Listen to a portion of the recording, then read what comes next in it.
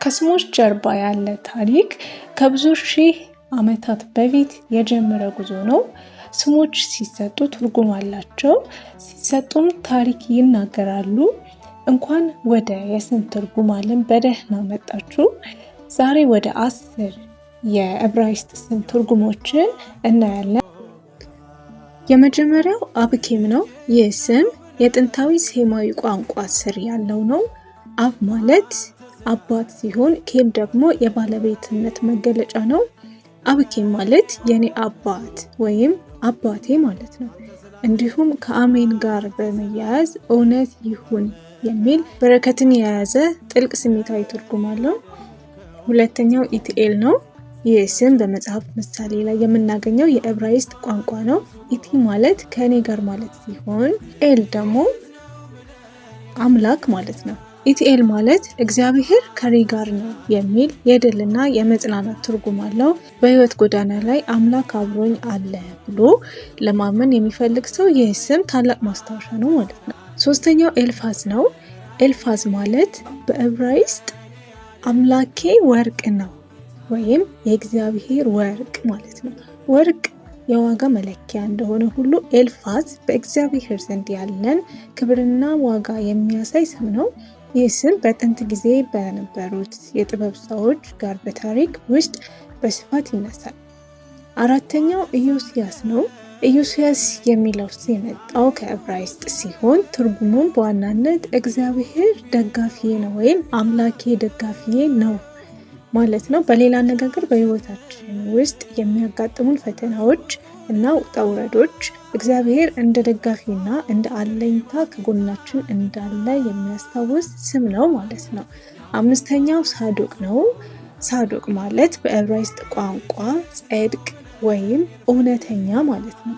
ይህ ስም የመጣው ከዕብራይስጥ ቋንቋ ሲሆን ሳዶቅ በታሪክ ውስጥ እንደ ታላቅ ካህን ይታወቃል በመጽሐፍ ቅዱስ ማለት ነው።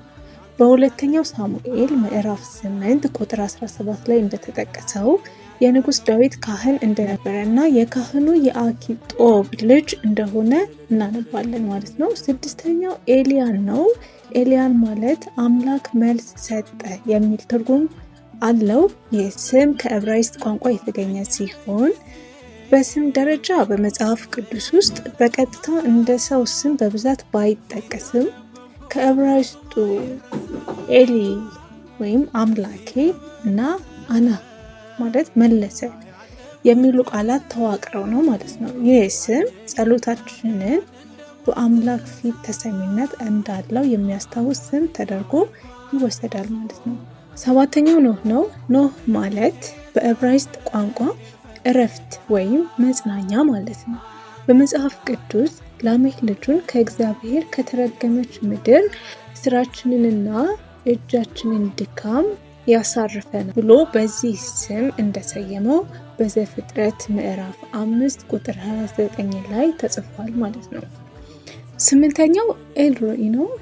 ኤልሮኢ ማለት የሚያየኝ አምላክ ማለት ነው በዕብራይስጥ ቋንቋ ሲሆን በመጽሐፍ ቅዱስ ውስጥ የሚገኘው አጋር በችግር ውስጥ ሆና እግዚአብሔርን ስትገናኝ ነው። በዘፍጥረት ምዕራፍ 16 ቁጥር 3 ላይ የሚያየኝን በኦዱ እንዲሁ ደግሞ አየሁትን ብላ ኤልሮኢ ብላለች ማለት ነው። ዘጠነኛው አሞጽ ነው። አሞጽ ማለት በዕብራይስጥ ቋንቋ ሸክም ተሸካሚ ወይም የሚደግፍ ማለት ነው። በመጽሐፍ ቅዱስ ትንቢት አሞጽ ምዕራፍ 1 ቁጥር 1 ላይ እንደምናነበው አሞጽ ከቴቁሄ እረኞች አንዱ የነበረና እግዚአብሔር በእስራኤል ላይ መልእክት እንዲናገር የላከው ነቢይ ነው። ይህ ስም ኃላፊነትን የመሸከምና የሰዎችን ሕይወት የመደገፍ ምልክት ነው ማለት ነው። ሌላኛው 10ኛ ነው የመጨረሻው አርያም ነው። አርያም ማለት ከፍተኛ ስፍራ፣ ሰማይ ወይም የአምላክ መንበር ማለት ነው። ከዕብራይስጥ ቋንቋ የተገኘ ሲሆን አር ማለት ተራራ ወይም ከፍታን የሚል ትርጉም አለው። ምንም እንኳ እንደ ሰው ስም በቀጥታ በመጽሐፍ ቅዱስ ባይጠቀስም በመዝሙረ ዳዊት 7 ቁጥር 17 እና በሌሎች የመጽሐፍ ቅዱስ ክፍሎች ውስጥ እግዚአብሔር የሚኖርበትን ከፍ ያለ ቦታ ወይም ሰማያዊውን መኖሪያ ለመግለጽ ይውላል ማለት ነው። ለግለሰብ ሲሰጥ ደግሞ ከፍ ያለ ቦታ እንዲኖረውና የህይወት ከፍታን እንዲመኝ ታስቦ ነው። የስማችሁ ትርጉም ይህን ይመስላል።